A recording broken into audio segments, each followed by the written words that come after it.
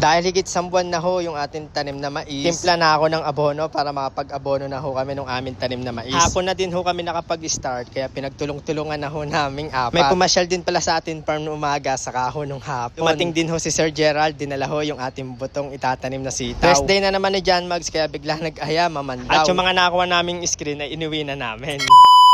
Hi mga katrops, magandang buhay! Tara, samahan niyo ho ako sa akin buhay probinsya. Ngayon araw ay samahan niyo ho kami mag-abono ng aming tanim na mais na puti. Yung ho palang aming mais ay na-apply na ho namin yon ng pang-unang apply ng abono. Ito na ho yung pangalawa. 2 beses lang ho tayo mag-aabono para sa ating mais mga katrops. Pagdating ho diyan sa kalabasa at mais mga katrops, dun ho sa pangalawang apply ng abono ay magkaiba ho sila ng timpla. Kaya ere na nga ho, samahan niyo ho akong magtimpla ng aming abono sa ating mais. Ngayon ang titimpla natin 1:2. 2 sako hong puti at isa naman hong kulay brown. Hahaluin ko lang ho yan mabuti mga katrops para maganda ho yung timplada din. Bali ating hong aabonoan yung tanim nating mais na may sukat hong 14,000 square meter. At ang napatanim ho natin diyon na mais ay 6 na kilo. Ay nga si ate ay nagre-ready na ho para mag-harvest siya ng siling pula or siling I love you. At kami naman ho, ako si kuya at saka ho si inay ay mag-aabono ho nung aming tanim na mais. Nung matimplahan ho namin ng abono mga katrops ay na-mix na maganda, ibinalik na ho namin iyan sa sako para madala ho doon sa ating maisan. Yun ho palang ating tanim na mais mga katrops, yan ho ay puti. Bali 2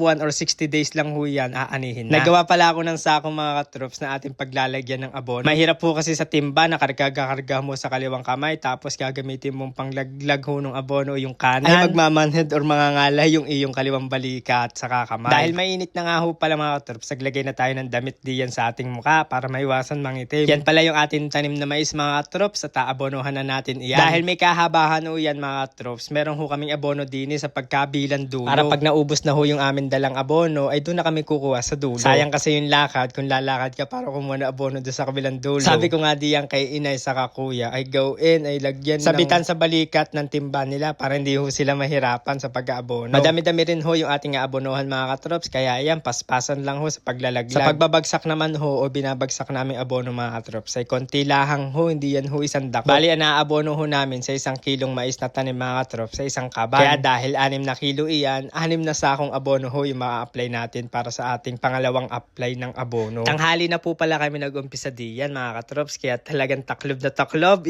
takot na takot mangitim. Pagkatapos pala namin diyan mag-abono mga katrops, ang susunod naman natin diyan, i-sprayan natin yun ho mga damo, kaya kung napapansin nyo ay madamo pa siya. Ang gagawin diyan kasi ini-spray na natin na hindi ho maapektuhan yung ating mais mga katrops. Lagi ho yan ang aking tinatanim mga katrops, sweet pear o yung puti. Yan din ho kasi yung pinaka-favorite kong mais, yung mais na puti. Saka ang kagandahan pa diyan sa puting mais ay 2 months lang ho yan ay ma-harvest na or 60 days. Hindi ho tulad ng dilaw ay 2 buwan kalahati or 75 days bago ho siya harvestin. Kayo ga mga katrops, ano hong favorite nyong mais? Yung hugang dilaw o yung puti o yung purple o kaya ho yung bate? Talaga naman pag ikay bumabiyahe, nakaamoy ka ng mais, talaga mapapabili ka sa biyahe. Tapos yung tipong sakto lang yung pamasahe kaya hindi ka nakabili ng mais o kaya ho nagtitipid ka. Tapos yung katabi mo naman ay bumili ng mais. Sabay habang nabiyahe ay kinakain. Ay talaga naman mapapanguya ka na lang kahit wala kang kinakain. Nung hapon pala ay sumalang na din si Itay para mag-abono. Kaso lang ay nabot talaga kami ng dilim bago natapos. Kinabukasan pala mga katrops ay meron ho pala napapasyal sa atin. Taga Dinilin ho sa Lumban, Laguna, taga Karanto. Napatanong pa nga ako sa kanila, saan nga yung Karanto? Medyo nalimutan ko lang. Ang alam ko basta may talang ho. Nung nasabi, yun naalala ko na doon nga pala ho yun. Pagkalampas lang ho yun ng arko ng Lumban. Pagpasok ho pala ng arko ng Lumban mga katrops. Dahil pumasok ka sa ating farm at kubo mga katrops, sabay syempre ay pagtitimpla ko na agad ng kapimbarako. Kapon pa daw ho balak nila pumunta, ay ilan ho natuloy. Buti na lang hinapapasyal na sila mga katrops. Maya lang ho pala mga katrops ay dumating ho yung aking kapatid ay rest day pala, nagbago ng rest day. May dala hong tilapia ay kalalaki ay huli daw ho doon sa lawa. Kaya biglang napayaya para tignan namin yung aming umang na screen. Sabi ko nga baka wala na yon, sira na, gawa ho ng mga water lily, sabay malakas na alon. Kung napapansin nyo ho yung ating bangka ay talagang pinununan ng tubig ulan tapos kinain na ng damo. Sa tagalbaga natin hindi naman daw ay biglalaan talaga namilit tong aking kapatid. Kaya ayan ay biglang napapandaw. Sabi ko kukunin na namin at ibabalik na namin muna sa kubo yung mga screen. Saka na lang ho namin ulit iuumang. Sabi ko nga diyan kay John Mag, sige tayo imamaman daw basta ikaw yung ating kapitan. Siya yung magmamaneho ng bangka. Kaya ayan, pandatulak siya diyan dahil mababaw pa yung tubig mga katrops. Tayo ay biglang umilag diyan. Pag makikita mo yung damong yan ay talaga